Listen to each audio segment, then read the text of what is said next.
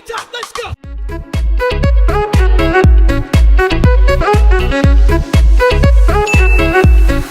One, two!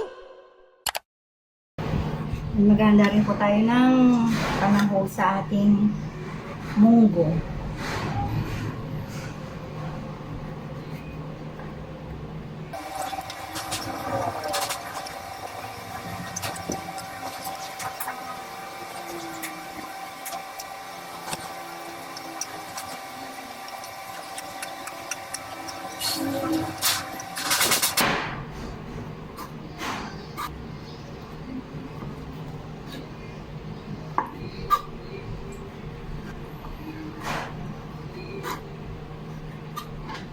So, yan na po yung ating pork.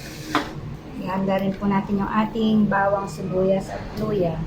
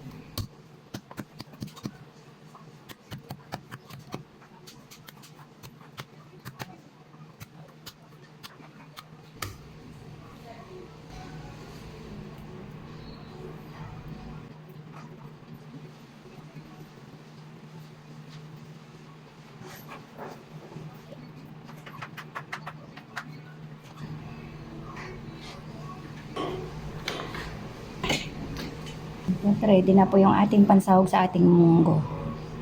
Lutuin na po nila kayo yung ating munggo. Lagyan na po ng mantika.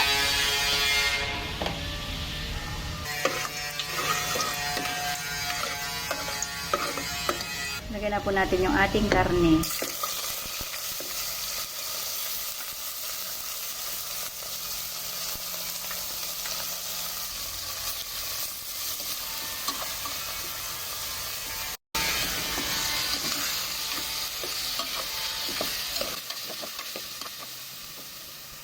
Lagyan po natin ng konting asin.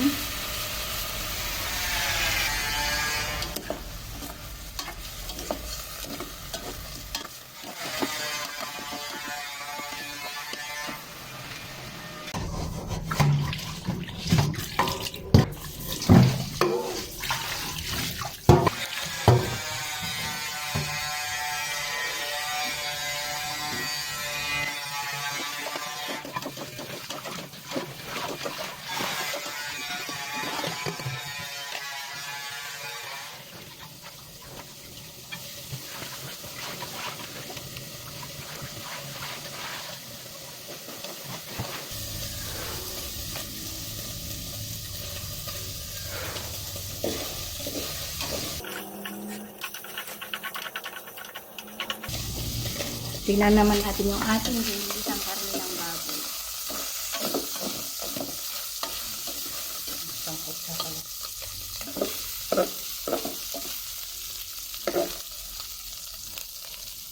Nalalagyan na po natin yung ating bawang.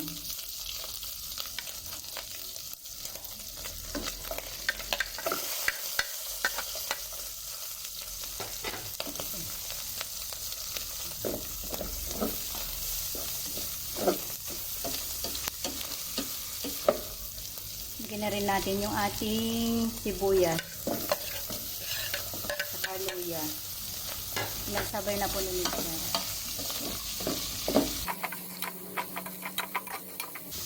Design lang po natin siya ng konti hanggang sa maging translucent po yung ating sibuyas. Tuloy po natin yung paghihimay ng ating malunggay. Ito rin po yung ating ilalagay na munggo.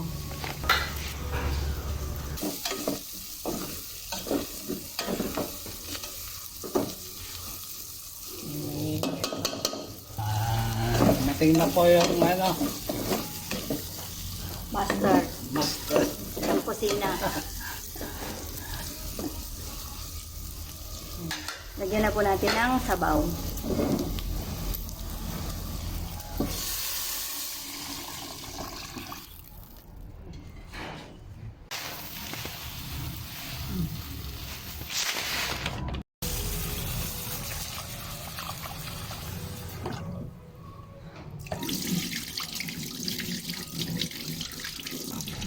Ibabad mo din yan ba? Hugasan lang po yung ating munggo. Hindi po natin siya ibababad. At dyan po ilalagyan na po natin yung ating dal. Yung ating munggo. Ayan.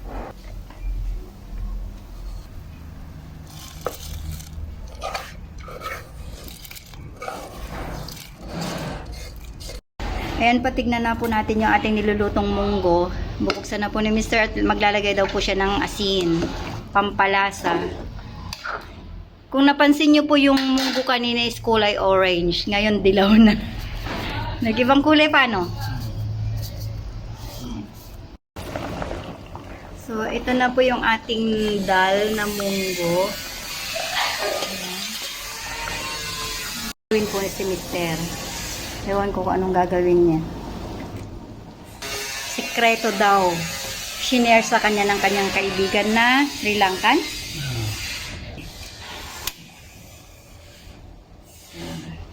Para mabango yung dal. Para mabango daw po yung dal na niluluto. Ayan, magpiprito siya ng bawang sa sandok.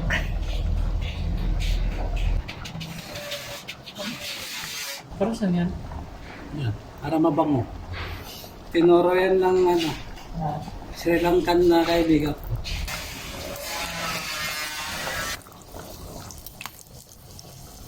Bawang po yan. Piniprito niya sa sandok.